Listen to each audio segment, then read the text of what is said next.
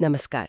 आज हम बात कर रहे हैं अहमदाबाद के पास हुए एयर इंडिया फ्लाइट AI-171 के बेहद दुखद हादसे के बारे में। हमारे पास जो भी रिपोर्ट्स हैं, जो जानकारी है, उसके आधार पर हम इस पूरी घटना को, इसकी जांच को और इसके असर को समझने की कोशिश करेंगे। शुरुआत करते हैं उस दिन से। 12 जून 2025 एयर इंडिया की फ्लाइट थी AI-171 बोइंग 787 ड्रीमलाइनर।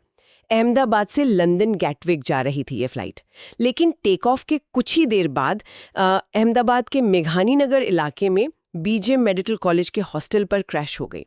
विमान में 242 लोग सवार थे, 230 यात्री और 12 क्रू मेंबर्स। इनमें से 241 लोगों की दुखद मौत हो गई। और इतना ही नहीं, जमीन पर हॉस्टल में कम से कम 38 और जाने गईं, मतलब कुल आंकड़ा करीब 279 मौतों का। ये बहुत ही भयावह है। लेकिन इस पूरे हादसे में एक कह सकते हैं चमत्कार हुआ। एक यात्री बच गया। हाँ, ये अविश्वसनीय है लेकिन सच है। 40 साल के विश्वास कुमार रमेश, वो इस हादसे में जिंदा बच गए। उनकी सीट थी 11A, जो कि एक एग्जिट रो है, मतलब निकास द्वार वाली लाइन। अच्छा, एग्जिट रो। जी। और माना यही जा रहा है कि शायद इसी वजह से, मतलब सीट की लोकेशन की वजह से वो बच पाए हैं। उन्हें चोटें भी मामूली ही आई हैं। ये तो वाकई हैरान करने वाली बात है। पर अब सवाल ये उठता है कि आखिर ये हादसा हुआ कैसे? जांच में क्या चल रहा है? कुछ पता चला है अब तक? देखिए, जांच तो जोरों पर है।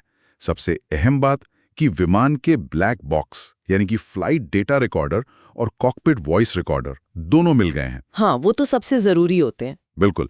FDR में सारी टेक्निकल डिटेल्स होती हैं और CVR में कॉकपिट की आवाजें, पायलट्स की बातचीत। भारत की जो एजेंसी है AAIB, aircraft accident investigation bureau, वो इसे एनालाइज कर रही है। और इसमें बाहर से भी मदद मिल रही होगी? जी हाँ, अमेरिका से NTSB, ब्रिटेन की AAIB और खुद बोइंग के एक्सपर्ट्स भी इसमें शामिल हैं। अभी किसी नतीजे पर पहुंचना तो खैर जल्दबाजी होगी, पर कई एंगल से देखा जा रहा है। जैसे कि क्या संभावनाएं हो सकती हैं? जैसे कि क्या दोनों इंजन एक साथ फेल हो गए, ये एक संभावना है। या फिर विमान के फ्लैप्स या लैंडिंग गियर में कोई दिक्कत आई हो टेक ऑफ के वक्त। कुछ शुरुआती रिपोर्ट्स में यह भी आया है कि टेक ऑफ के तुरंत बाद केबिन लाइट्स फ्लिकर कर रही थीं और RAT भी डिप्लॉय हो गया था। RAT? ये क्या होता है? RAT मतलब रैम या टर्बाइन। ये एक छोटा प्रोपेलर जैसा होता है जो इमरजेंसी में विमान के बेसिक सिस्टम्स को पावर देता है अगर मेन इंजन या APU फेल हो जाएं। अच्छा, तो इसका खुलना मतलब कोई बड़ी गड़बड़ी थी? हाँ, ये संकेत देता है कि शायद मेन पावर सोर्सेज में कोई गंभीर समस्या आई थी। लेकिन ये सब अभी जांच का हिस्सा है। पहली रिपोर्ट आने में मान के चलिए करीब 3 महीने लग सकते हैं। मतलब काफी परतें हैं इस जांच में। इस बीच एयरलाइन की तरफ से या रेगुलेटर जैसे DGCA की तरफ से क्या कदम उठाए गए हैं? हाँ, DGCA यानी Directorate General of Civil Aviation, उन्होंने एयर इंडिया से पायलट्स और डिस्पैचर्स जो फ्लाइट प्लान वगैरह बनाते हैं, उनकी ट्रेनिंग के रिकॉर्ड्स मांगे हैं।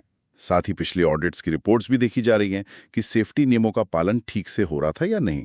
और एयर इंडिया के बाकी 787 विमानों का क्या? एयर इंडिया के बेड़े में कुल 33 ड्रीमलाइनर हैं। उन सब की सेफ्टी जांच या तो हो चुकी है या फिर चल रही है।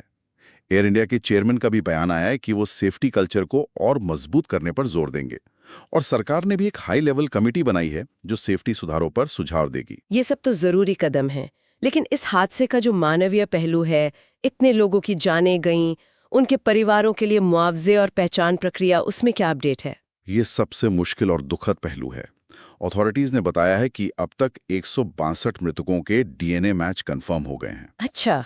और 120 शव परिवारों को सौंपे भी जा चुके हैं। बाकियों की पहचान की प्रक्रिया अभी चल रही है।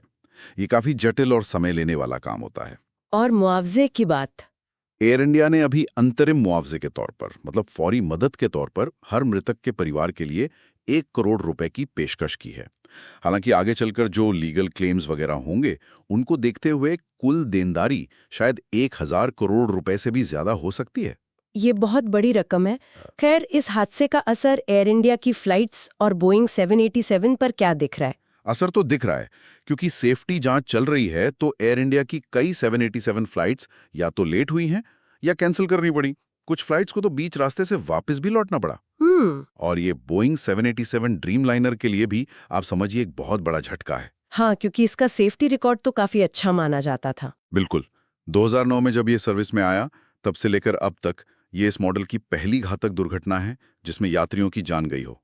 तो जाहिर है इसके बेदाग सेफ्टी रिकॉर्ड पर अब सवाल उठ रहे हैं। तो संक्षेप में कहूं तो ये एक बहुत ही विनाशकारी दुर्घटना थी जिसमें एक अविश्वसनीय बचाव भी हुआ। जांच कई एंगल से चल रही है।